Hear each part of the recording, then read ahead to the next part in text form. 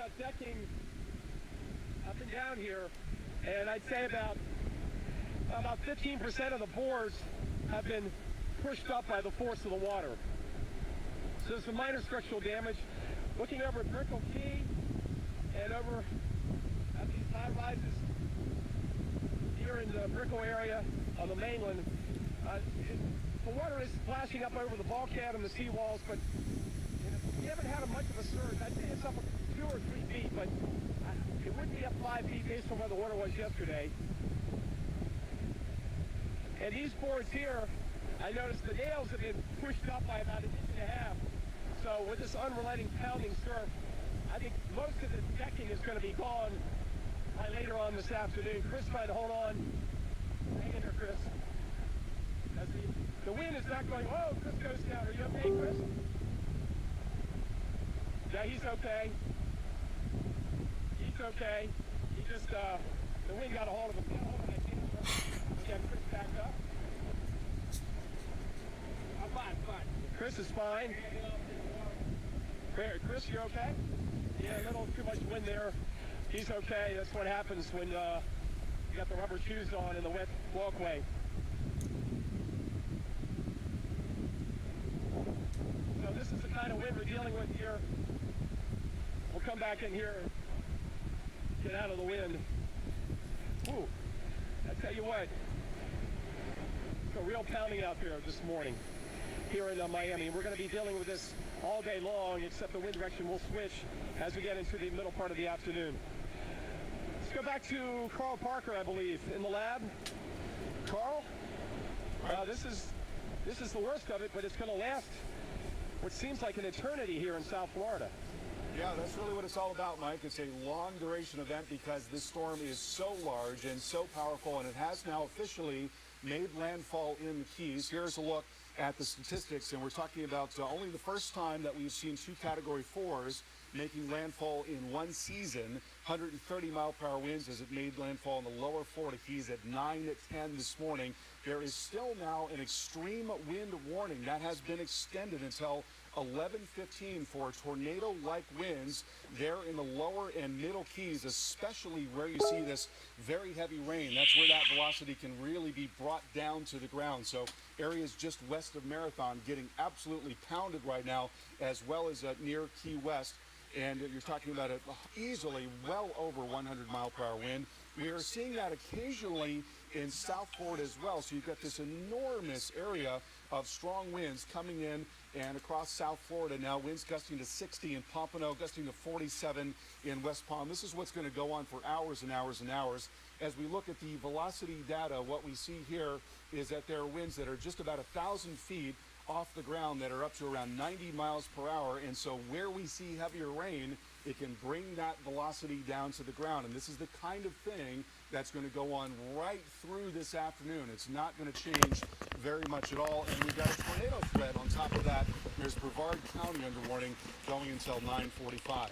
Here at the high-resolution model forecast, you've got this relentless pounding in South Florida, then the eye wall coming into southwest Florida through the middle of the afternoon. That's where the very strongest of wind is going to be. We expect to see extreme. Well, good morning, folks. That eye wall. Crazy. Well, obviously, the U.S. has got its second hurricane hitting landfall in a month. Yeah. Hang in there, Florida. I think I saw, or I thought I saw,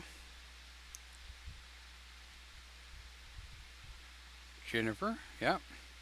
Well, I don't know if Jennifer is still in, but I think Jennifer is from the Florida area. In fact, I think I saw where they were headed up north, which is where a lot of people should be headed with this thing, because it has completely engulfed Florida.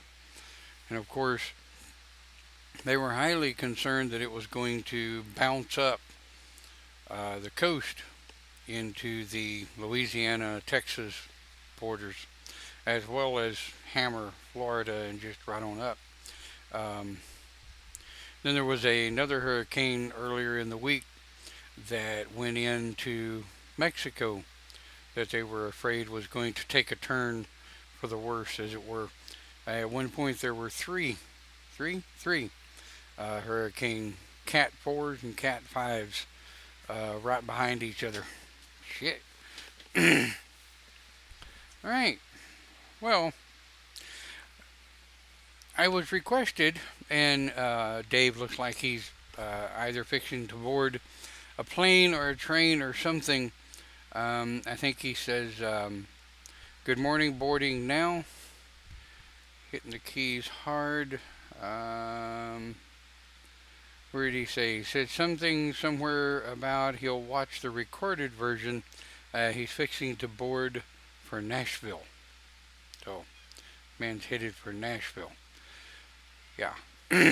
But he requested that we do a topic, so I'm going to do it, and, well, he can listen to it later. I know he was kind of looking forward to my take on it, as well as a few others. I've had a couple of messages this morning going, yes, well, what is your topic? How are you going to handle it?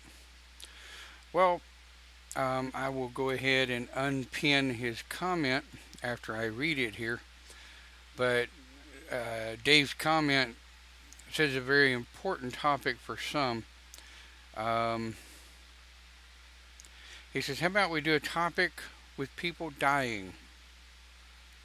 Well, pagans, like everybody else, have to deal with the death of a loved one, or the passing of a good friend, or someone that we grew up with, or people that we may have known for years.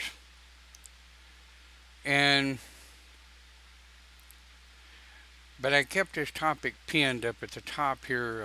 I'll go ahead and unpin it so that I can see people as they post. I apologize. Of course, allergies are really stupid up here in North Texas. Jennifer says, morning all. Good to see you doing well, Jennifer. So our topic for today is our circle gets smaller as we get older. Well, the first thing I want to do is I want to open the broadcast with an understanding.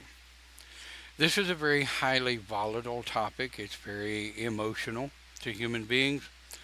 It's one of those topics that could go way hard left if we let it. Or it's one of those topics where some input from the listeners and the guys watching the broadcast live this morning might have words of wisdom for those who have had to deal with recent deaths, as you will. Now, the first thing I'm going to start with is there are 3 guarantees in life. There are 3 things that we cannot change, okay?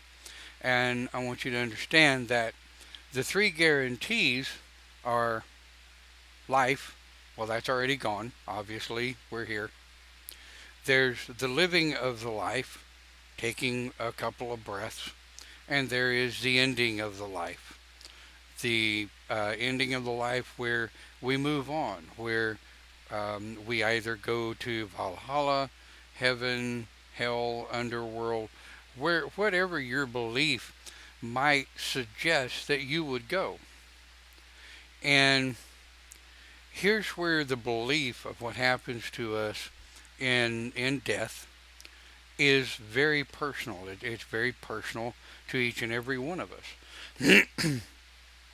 I have my personal beliefs about what happens to us when we die.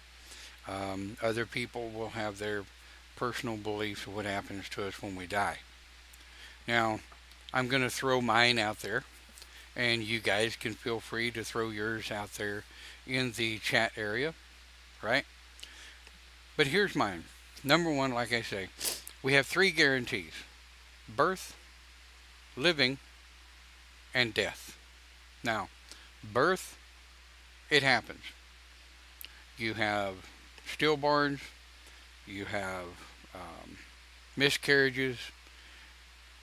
But to me, if the heart beats, you take a breath, and you die, then you lived. Okay, I'll say that again. If the heart beats, you take a breath, and you die, then you lived. That's just me personally. So, let's say, for the sake of argument, we're born, things go okay. We begin to live our lives. Well, of course, we go through as infants, we go through toddlers, we go through preteens, we go through early teens, we go through young adult, and then we go through adult. Well, then after adult, we go through what's known as, what do they call it?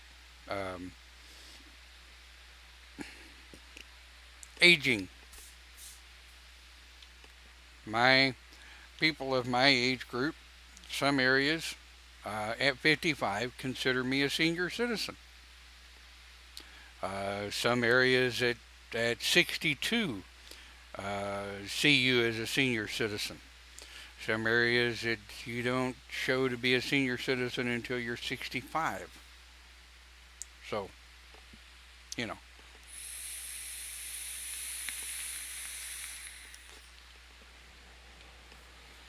But the last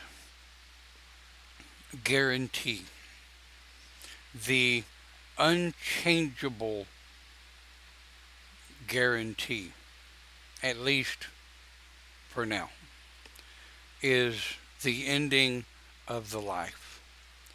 Everything on planet Earth, up to and including planet Earth itself, will live and it will die. And it will live and it will die. Plants, birds, cats, dogs, humans, if it lives on the planet, it's going to die. It happens. And it doesn't, and don't get me wrong, I'm not actually making light of the subject, but to try to hold true to what Dave was requesting is, as we get older, our circle begins to shrink. Because people that we've known, things happen, they get in accidents, they get ill, they die before their time. Of course, as we might put it, everybody that we know and love might die before their time. Now, how we handle this is up to each of us. Case in point, my grandfather passed in '85. He had lived quite a few years fighting cancer, and very sick man. So when he passed on, though it's that mixed emotions thing. You miss the person that was there, but you're happy because they're no longer in pain, they're no longer suffering, and they've moved on. And you think about the loved ones that took care of them while they were here. The loved ones are now free to kind of move on and do what they need to do as well. That may sound cold and harsh, but it is a fact, right? It is a fact of what happens. My grandmother passed away in '02. Hell, I can't even remember. That's sad. I want to say '01 or '02 when my grandmother passed on. And she was ready. She had been ready for several years before they took her home. She was tired. She had lived a good full life, very active, very busy. And when it was time for her to go home, they took her home. And I was very honored with her asking me to do her rites of passage. Once she found out that my core belief was pagan, she really didn't understand it. She claimed Methodist herself. But when I described the rites of passage to her, she said, I like that. I want you to do that. She said, I'm going to be cremated, as am I, as are both of my mom and my stepmom that's alive today. So we have her ashes. And we did her rites of passage. Now, yes, you have your time to go through your morning, not morning as in good morning, but morning principles. Okay, you go through your steps and stages. Now, this doesn't mean that everybody's going to go through their stages of mourning the same, right? When grandmother passed, in the fortnight, inside of about 2 weeks, I went through my mourning stages and woke up one morning with the understanding that it was time to let it go. It was time to light that candle and let my grandmother move on to the next life. I believe the saying was, stay if you will, go if you must. You're always in my heart, so mote it be. And with that, I was able to release her spirit, let her go. She'd always been a big part in my life.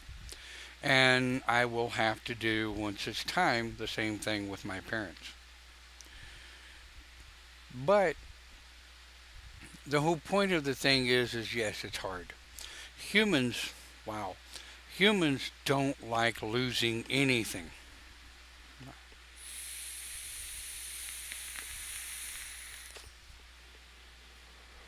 Smoke less, vape more. Sorry. But really, humans don't like losing anything, man. Let me tell you. We're okay with if we make the choice to give something up, to give something away, or to divorce someone, or to walk away from a friend, or to give something up. Humans are kind of okay with that if we make that choice. We don't have a choice in death. Okay? We don't have a choice in what we're going to give up in death. We're not given a choice. And I think that's the thing that it kind of in the back of the head, That's the reason a lot of humans get so angry when a loved one passes. How could you do this to me? How could you go and leave me here all alone? And I get it. I could probably say, that's kind of a selfish thing to do, but that's okay. We all do it. I had a few minutes when grandmother passed where I'm like, how could you do that? And then it wasn't but just a split second later, I'm like, I can't take it personal. Now, this is kind of where it gets a little touchy. For me personally, and I'm going to qualify that, for me personally, I don't feel like it's my place to take it personal when a loved one passes. It's not my place. Because you can't, people do it all the time, but you really shouldn't live for someone else. You should live for yourself. Now, if you're taking care of others and you're a caretaker, like I've always said, shout out to caretakers. I love them. The world would be a nasty place without them. But what I'm talking about is when you base your entire existence on someone else. It's not fair to you to do that. So when I found myself doing that about grandmother, I had to accept that she's moved on. I mean, I was 30 in my 30s. So that was a long time ago. So could you imagine? I'm 55 now, and she passed when I was in my 30s, right? Could you imagine me strictly, specifically living for her? I would have never made any further accomplishments after she passed. I would have wallowed up in a little bitty tiny ball and rolled up under a rock somewhere and stayed there if I had just simply strictly lived for her. But one of the things that we need to accept, we don't have to like it, right? We don't have to like it. We don't have to um, be joyful about it. But we do have to accept the fact that everyone around us at some point is going to die. I'm going to die. My best friends are going to die. My wife's going to die. My daughter's going to die. I hope like hell not tomorrow. And I hope like hell, my daughter, my wife, and all of my wonderful friends and people I call family have a long and healthy life until there's just nothing left to live. But dealing with that death, dealing with the passing of another. Now, again, I say, this is my personal philosophy. I go through a couple of stages, okay? You go through the first stage where it's like, no matter how much you've prepared, the shock of the reality that they're no longer there.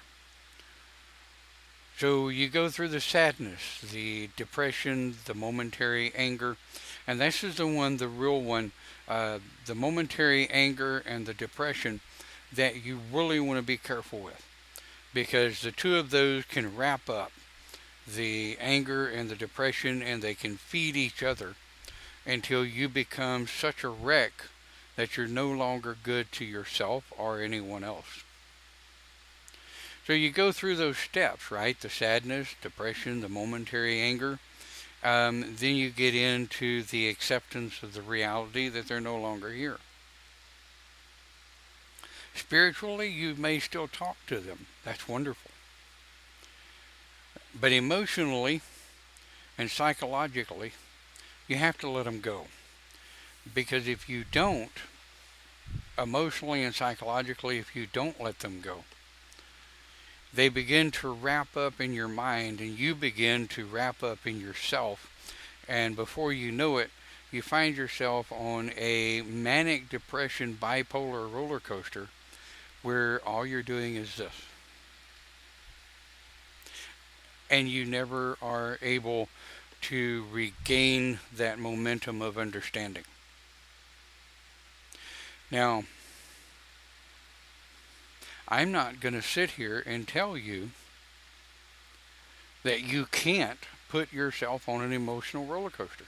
Not my job. I'm going to tell you I don't think it's a good idea.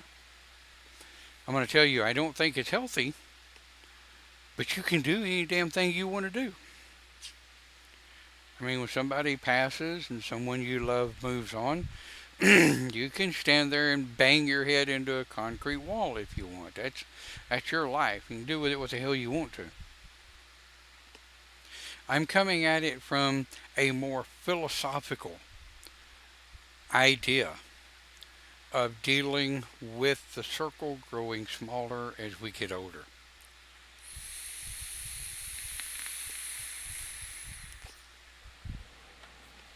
And I found it funny.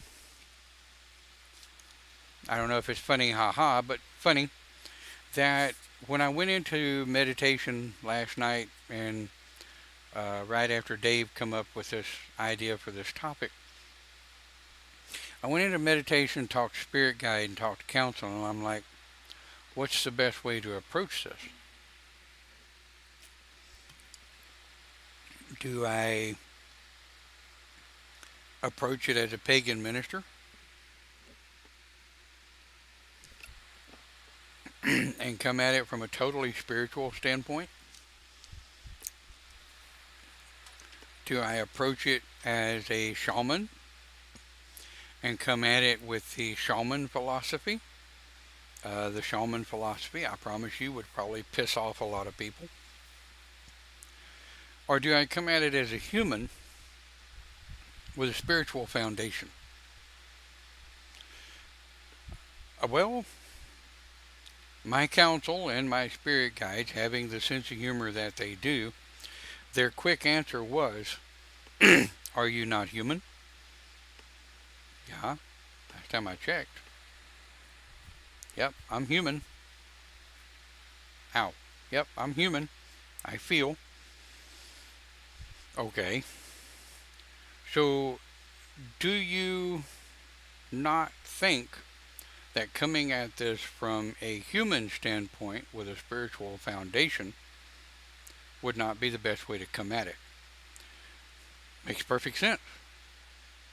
So, that's what I'm doing. Dave said, okay, on the plane now. That's devotion. Man is sitting on an airplane listening to Open Pagan Church. Gotta love it. So, but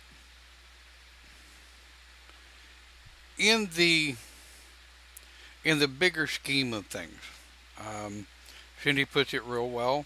You have to accept life, right? It is too short.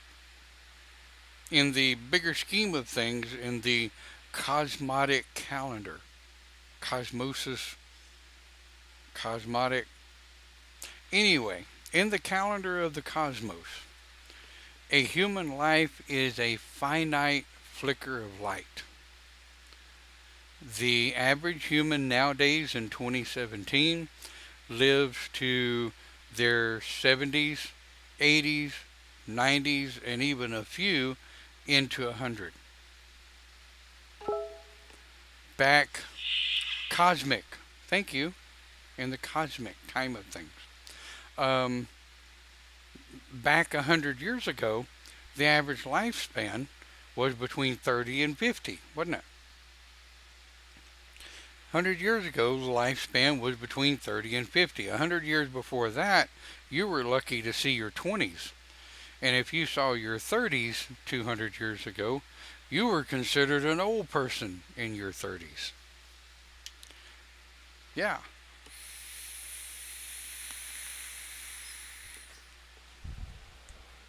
So as technology, medicine, as life itself overall has changed and manifested and grown, life expectancy of a human being is much older than the ancestors or the ancients ever thought it would be. So, but again, when we talk about that cosmic calendar, we talk about that cosmic time span. The Earth is billions of years old. So for us to live, let's say, to even 80, right? Most of us, by the time we're 80 years old, our bodies are done.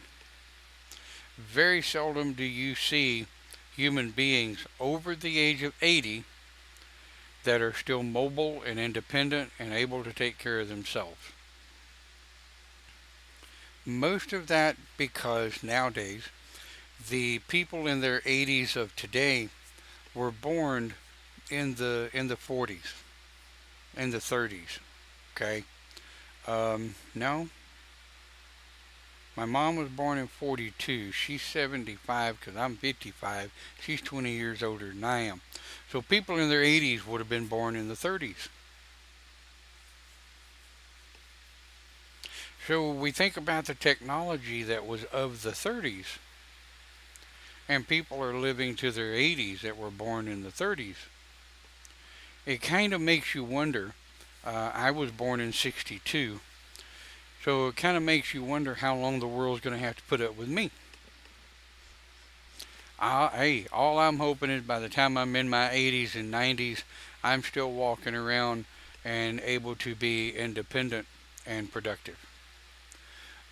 But how do we deal with that? How do we deal with when someone just passes? I seriously, that is a personal situation. Like I say, personally, myself, I go through those stages of sadness, depression, momentary anger, and acceptance. So those four stages, and they don't happen within a particular time span. Me, I give myself a fortnight or 2 weeks to three. Others, I've known people whose loved ones have passed years prior, and it may take them a year or two to be able to go through their stages of mourning that's right for them, because life gets in the way, doesn't it? You know, if you are directly responsible for a loved one and they pass, well, that's you taking care of the funeral, of the expenses, of the bills, of the blah, the blah, the blah, the on and on and on. So you get wrapped up in what needs to be done with the living, right? And eventually you get to go through your stages of mourning. Now, there are times, most of the time, your mind will put you through those stages of mourning before you're ready. And you keep shoving it back. I'm not ready for that. Shoving it back. I'm not ready for that. Go away. I'm too busy. I can't do that right now. And the mind will go smack. You're doing it anyway. So guess what? You may as well accept it and do what you got to do, because the mind is a funny creature. It's a funny thing. If you keep shoving it and compressing it and kicking it back, it's eventually going to snap, and it's going to snap at the most inopportune time.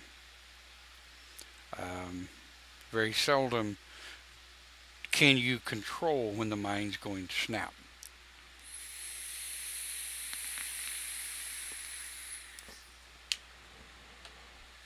So I'll tell you, we've talked a bit about the philosophies of death. We've talked a bit about it's going to happen. There's absolutely nothing we can do to stop it. We know that there are scientists and physicians and magicians, if you will, that have been working on the serum of life, never-ending life, since the beginning of time. I mean, you know, people have searched for the fountain of youth since the beginning of human time, most especially since the beginning of medicine, shamanism, healing, whatever. The need for the human to beat illnesses. I mean, hell, think about how long the common cold's been around, and nobody has yet to find a cure for the common cold. There you go.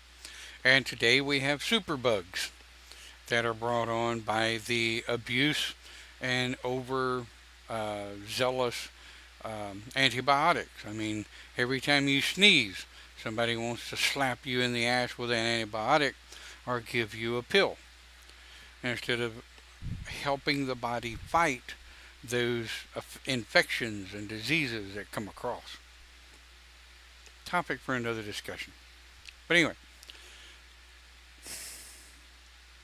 dealing with the circle gets smaller.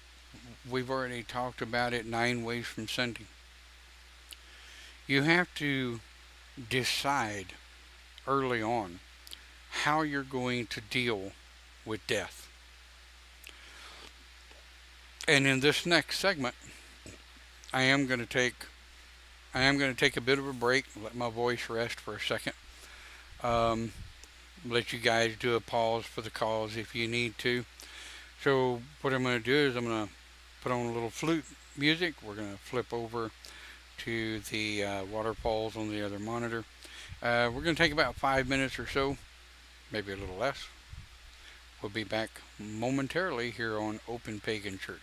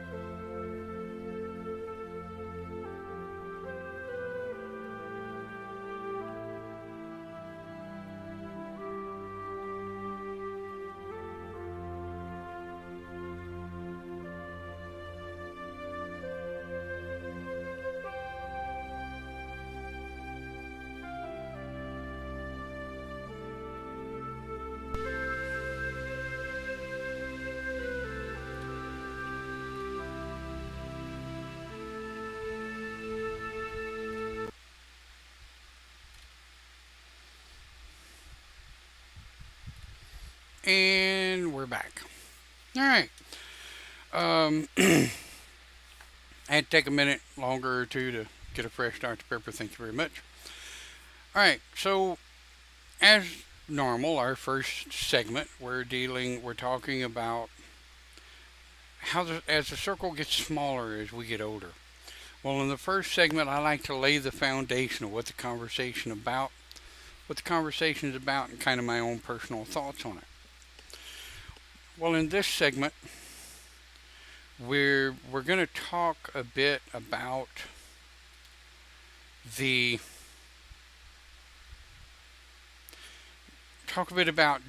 with it. What happens as we have to watch people that we love, right? We watch them go through the devastating illnesses. Now, there are several different areas that we have to look at here. Someone that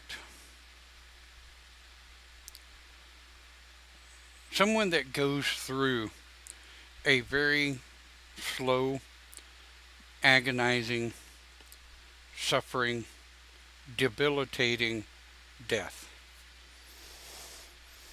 Now, this may get a little touchy for some of you, because I know quite a few of you, your life patterns, people that you've had around you, those of you that, there are some of you that watch loved ones suffer now and have watched loved ones suffer before in the past. I can sit here all day long and give you recommendations and ideas, thoughts of how to deal with that. But at the end of the day, it comes down to your own personal strengths, and it comes down to your own personal ability to cope and handle with aspects of the suffering. And it truly plays on the individual. You know, if you take someone that they've aged, they've lived a good life, they've lived a good full life, and they pass in their sleep, it's done, over with. You take care of business, and you go through the move on process, right? But you take these souls, these humans, that for whatever reason they've gone through weeks, months, years. Some people have even been through decades of suffering, pain, illness, one right after another, never being able to do anything but be bedridden.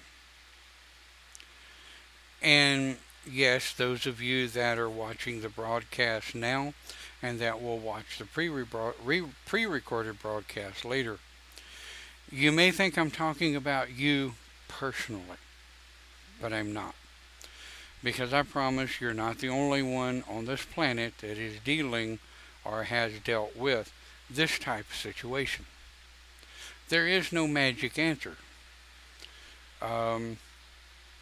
Christians would have you believe, put it in God's hands, it's all going to be fine. To me, that's a cop-out. I said it. To me, that's a cop-out. I know that we need spiritual help to deal with the fundamental basics of watching a loved one suffer. And it's a beatdown. It is a 24-hour-a-day, 7-day-a-week beatdown, especially if you're living with the individual that's suffering. This was one of the things that I was talking about earlier with the caregivers. The people that lived with loved ones and watched them go downhill and watched them suffer on a daily basis. It's tough, it's hard, and it is a beatdown. There is no magic answer on how to cope. You simply go through the motions. And, yeah, you get up if you've had any sleep. Because unfortunately, those who are sick and ill, they're not on a time clock, right? To you, you have a time clock. Your body says, I'm tired, I'm going to sleep now. And the person that you're taking care of, their pain and suffering is not on a time clock. So you find yourself up and down getting 2 or 3 or 4 hours sleep here and there, or an hour here, an hour there, and an hour here. And it's a beatdown. The dealing with the suffering is never easy. Watching someone that we love and adore just go on a slow downhill ride, I don't have the magic answer for that. I know that the way I cope, the way I deal, is I just simply understand that every day has to be a new day. Well, see, then that doesn't work for many, because a lot of their days run into yesterday, which runs into tomorrow, because it's a never-ending day. It's a never-ending cycle. And this is what I mean when I say, I'm sorry, there is no magic answer. Yes, you can put it in the hands of deity, God and Goddess, Great Spirit, whatever you follow. You can put it in the hands of the Spirit and say, I really could use some help with this. But at the end of the day, ladies and gentlemen, it is you that has to get up when situation arises. It is you that has to motivate when situation arises. It is you that has to keep going when there's nothing else left to do. There's nothing else left to give. You've reached the bottom of the barrel and you're scraping and you just have nothing else to give. How do you get past that? You just keep going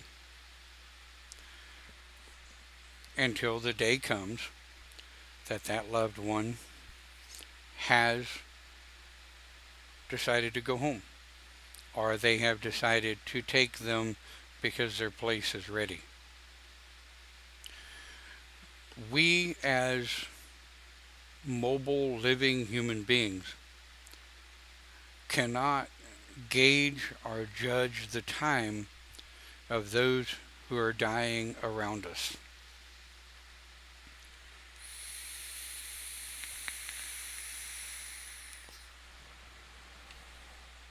I can tell you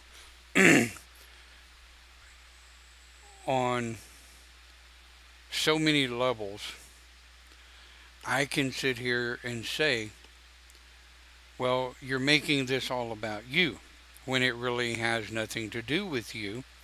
It has more to do with the individual that's sick, that can no longer take care of themselves, who have lost their independence, who in many cases have lost their ability of pride, because either they're messing themselves, they're getting sick all over themselves, or they just simply cannot, they no longer have the independence to take care of themselves. I can sit here and say, you're being selfish. It's not about you, it's about them. But let's talk about some reality for a moment. If the individual that is sick and going downhill so much of the time as we age, we lose our abilities to comprehend, to remember, to understand what's going on around us, to understand what it is, or even what pride is, even what honor is. Many people that I've seen going through the aging process of senility are Alzheimer's disease, Parkinson's disease, on and on and on and on. Excuse me. They just don't know. They don't remember. They don't understand. The only thing that's truly functioning is a bit of the forward mind and the body itself, and even that is not functioning real well. So for someone to say you're being selfish, I don't agree with that, really. I really don't. Because you are dealing with not only the individual or individuals, depending on the case that you're dealing with, you're also dealing with your own ailments, your own illnesses, your own pains, anxieties, needs, wants, things that you need as a human being to make you functional, to not only take care of the loved ones, the people who are sick, but guys, you got to take care of yourself too. If you're not taking care of yourself, you're not eating right. Rest is something you need, but if you're a caregiver, rest is not something you're going to get a whole lot of. So you have to catch other variables. You have to eat right. You have to rest when you can. Try to get an elder sitter, someone that can sit with the individual that's sick, whether it's an elder or whether it's a child. If they're terminally ill, they're terminally ill. Their age is inconsequential. They're humans, you love them, they're your family, you want to do what's best for them, but you also have to do what's best for you. Some people would say you're being selfish. I don't agree with that, and I don't go with that at all. There is carrying it to a point, and there are variables in everything, and every situation is different. Like I said a while ago, there's no magic answer. There's magic ideas, and ideas are like assholes. Everybody's got one. But in that, the best idea I could come up with would be that you have to take care of yourself. You have to take some time, even if it's a day, even if you don't even get but an hour or two a day, or at least a full day as often as you can, away from the situation. I know here in America, they have elder sitters where you can bring in an elder sitter to sit for a day, and the problem with that is they're not cheap.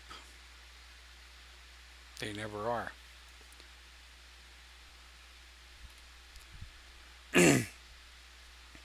And Debbie's right. Incredibly difficult balance of an incredibly difficult balancing act that I've yet to manage to get right. And you are absolutely right. There is that finite balance between being able to take care of yourself and being able to take care of your loved one. And the only thing that, like I say, that you can do as someone taking care of someone that's sick is try to find some balance of taking care of that loved one and taking care of yourself. Now, there's one other aspect that I want to cover.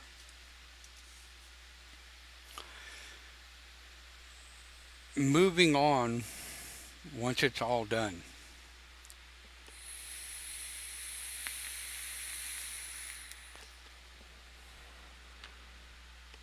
Moving on once it's all done.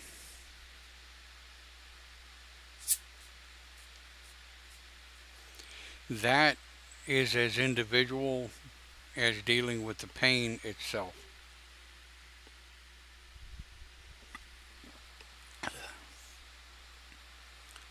Because it's kind of like stacking up a pack of dominoes.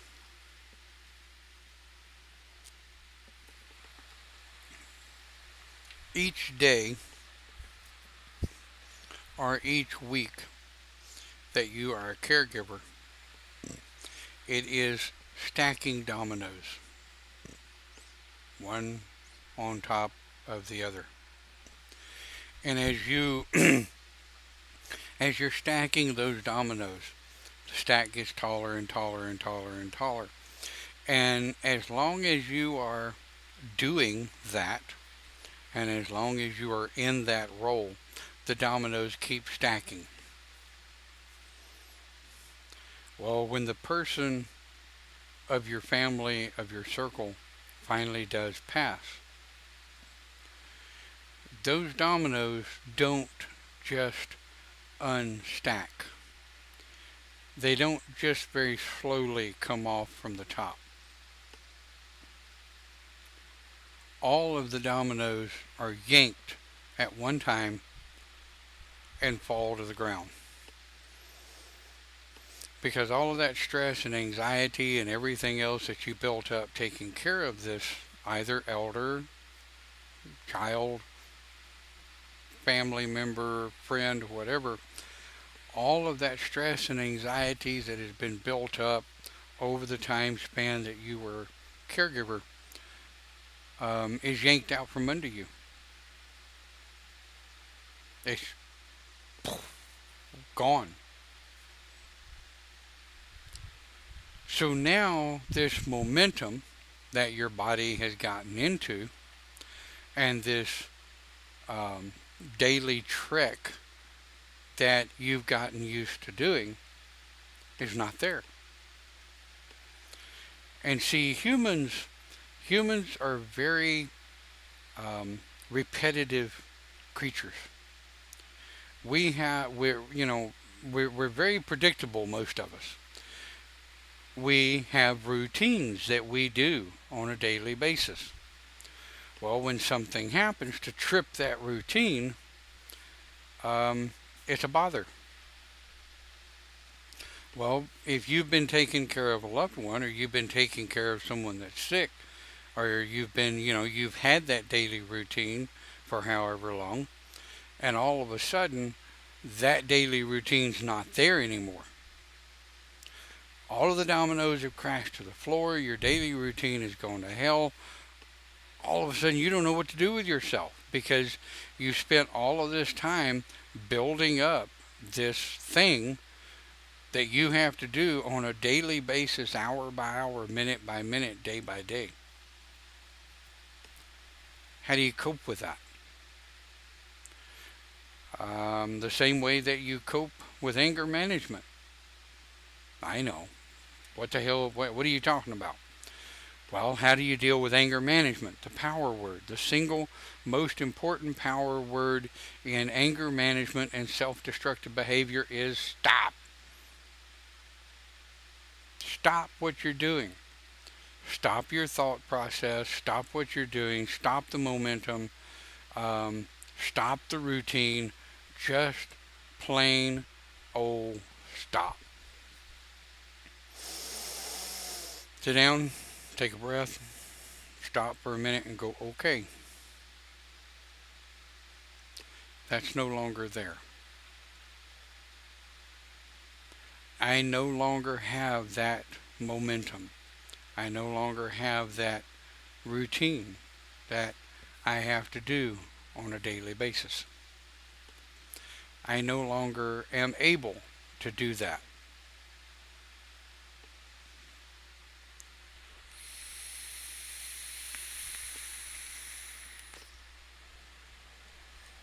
How do I cope? How do I deal? How do I deal with they're no longer there? They're no longer there for me to talk to, for me to bounce ideas off of, for me to for me to say, hey, I'm having problems and I need your help to deal with it. How do you cope with that existence, that stability that you've always had no longer being there? Well, you don't for a minute. You don't. You have to stop that momentum. You have to stop pushing to continue that routine. And you have to accept in your time, in your stage, in your processes, you have to accept the fact that the circle has shrank one more person.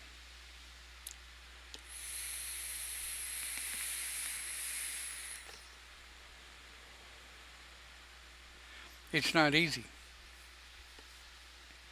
Yes, you cry. Yes, you miss the person that's not there.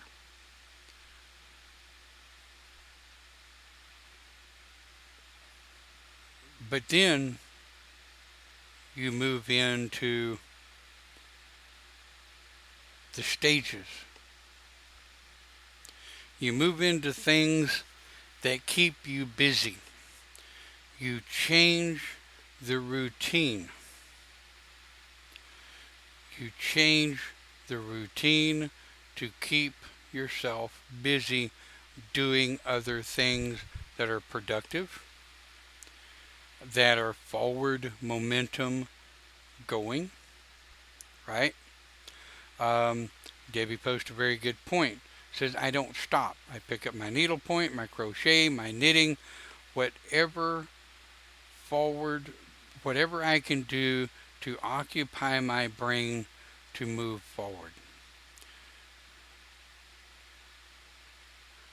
Says once it's occupied, I can get a bit of rest, a bit of peace after a while. So,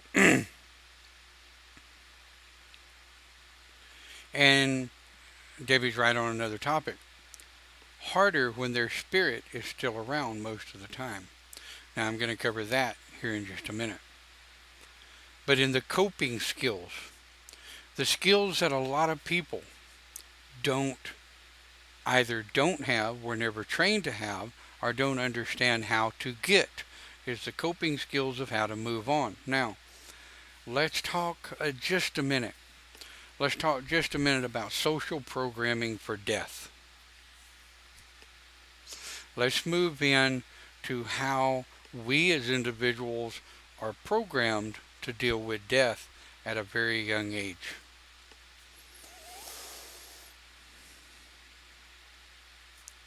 Anybody ever been in or been to a funeral service for a African American Southern Baptist funeral service?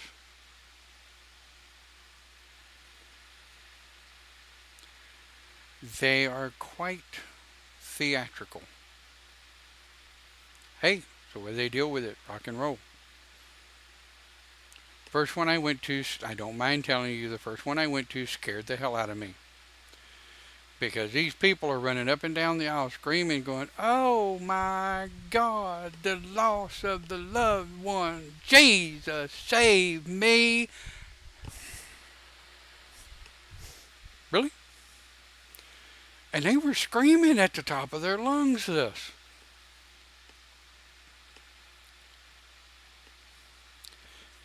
I paid my respects and got the hell out.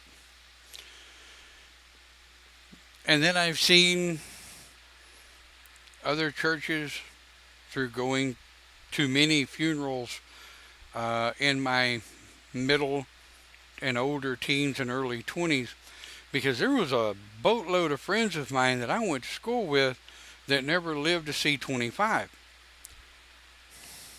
They were killed in drunk driving, driving under the influence of one drug or another. Several of the kids that I went to school with were dead before they were 30. like I say, DUIs, um, driving under the influence of stupid, just really doing stupid shit, they never lived to see 25. Some of them drank themselves to death by the time they were 30. Hell, I count myself lucky. I lived to see 55. In my 20s, I was a statistic. I was an alcoholic and a drug addict in my late teens and early 20s. Got smart and got the hell out of it. But social programming has a real big effect on how we as older adults deal with death.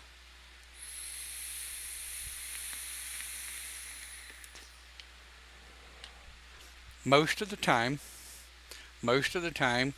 young people that were raised in highly theatrical homes, young people that are raised in homes where when a loved one or a family member or something pass on, the family themselves make it all about them. How could they do this to me? How could they do that? How could they do this? I am so angry with them, blah, blah, blah, blah, blah. And the children see this, they hear it, and they think that's the way it's supposed to be. Social programming on young children can be very damaging because it causes them to perpetuate that momentum as they grow older and have children. Because what are they going to do? They're going to teach their children the same way they were raised unless they break the cycle. I was always taught growing up when one of our loved ones passed, yes, perfectly fine to be sad. Of course, you miss them. You wish they were there. But you need to also think they're no longer in pain, they're no longer suffering, they've been able to move on to whatever afterlife that they believe in. So I was taught that theatrical manifestation upon the death of a loved one was not healthy. Okay. That's the way I was taught. How you were taught is up to you. How you handle it is up to you.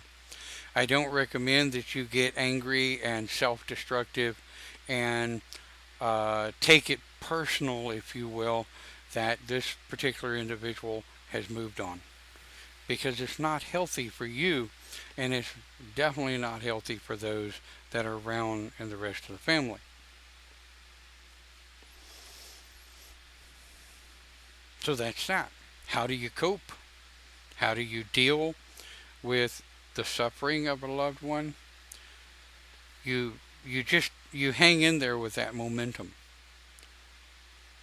You know, like I say, humans are very attached to doing things the same way every day. And we get used to those processes every day. But when that process is yanked, all the dominoes fall to the ground. What do I do now? I mean, I'm used to being up 24/7, 365. I'm used to listening for that person that needs me now. The screams, the hollers, the grunts, the moans, the whatever. But when it's all gone, and the dominoes have fallen, the momentum has stopped, you change, you have to take just that moment to stop and regroup and think, okay, what can I do? Yes, absolutely. You remember the good times, the good memories, the conversations, the wisdoms that these individuals imparted on you.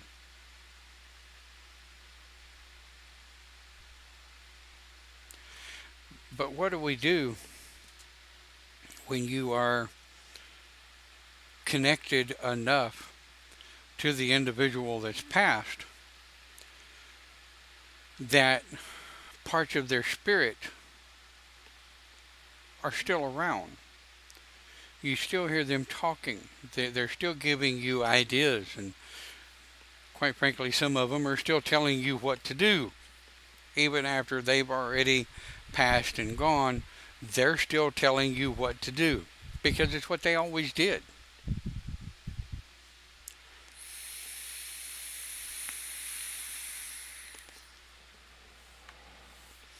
I've had people tell me, I don't know what I'm to do now. I don't know what I'm supposed to do now because so and so has always told me what to do.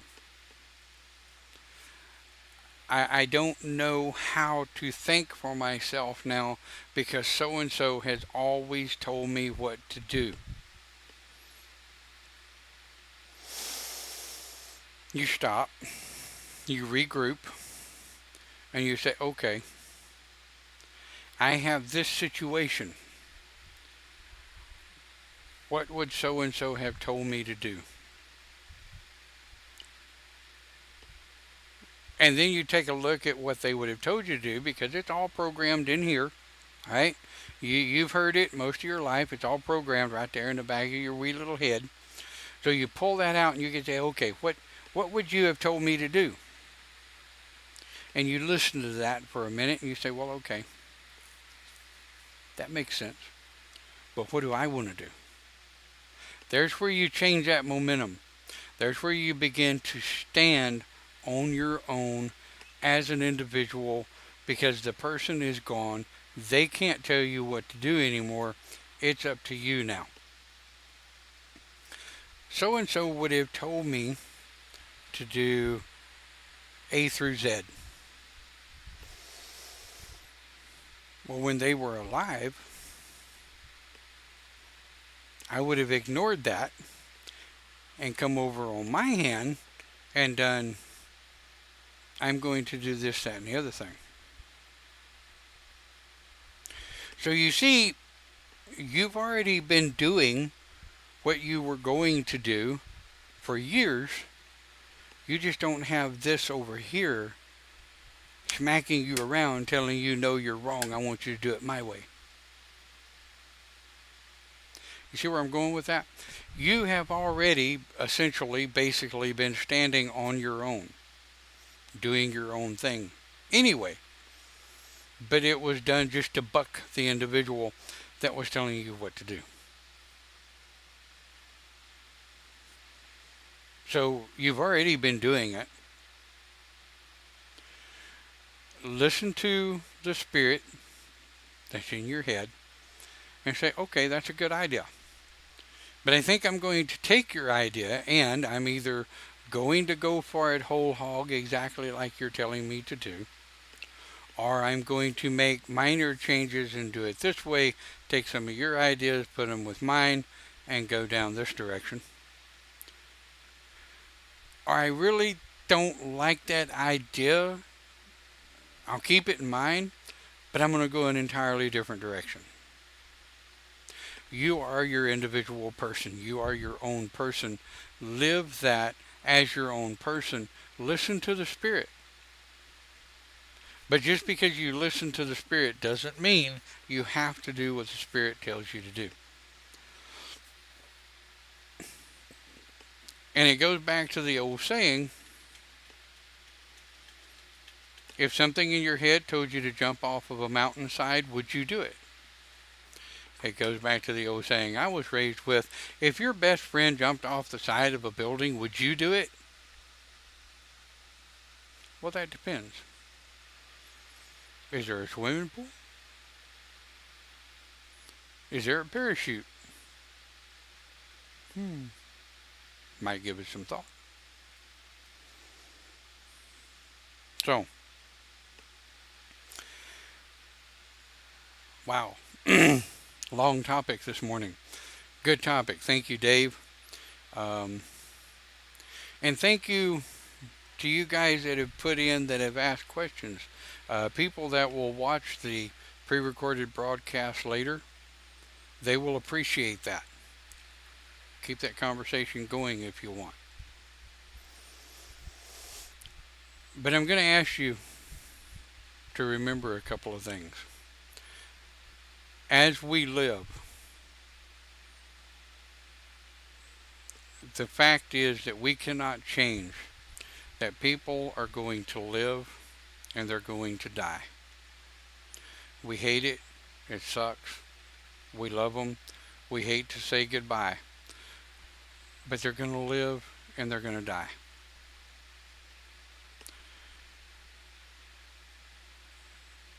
The best thing we can do is remember that we are still among the living. Bring a new thought, a new production. Continue to be productive and continue to live. Because I truly believe that the loved one that has passed, I truly believe that the loved one that has passed would not want you to wallow in pity and stop living because they have passed on.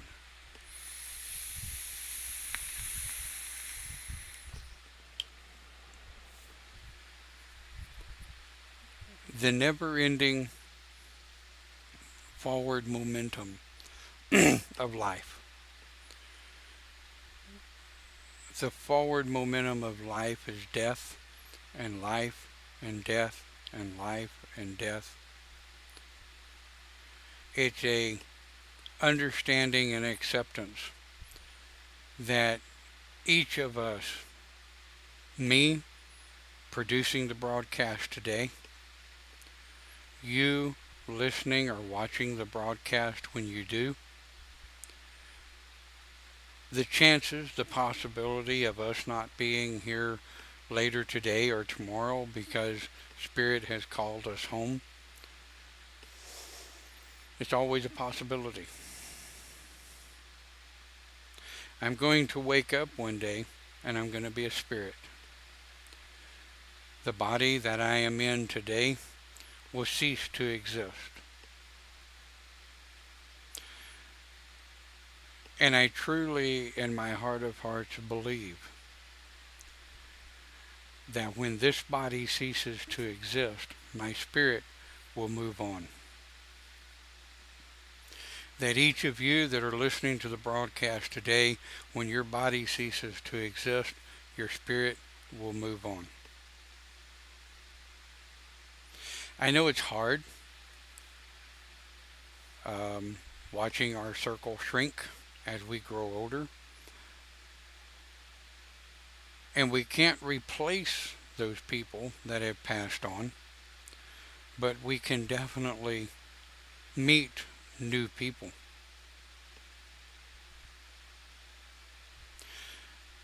There are no magic answers, folks. The only magic answer is inside your heart.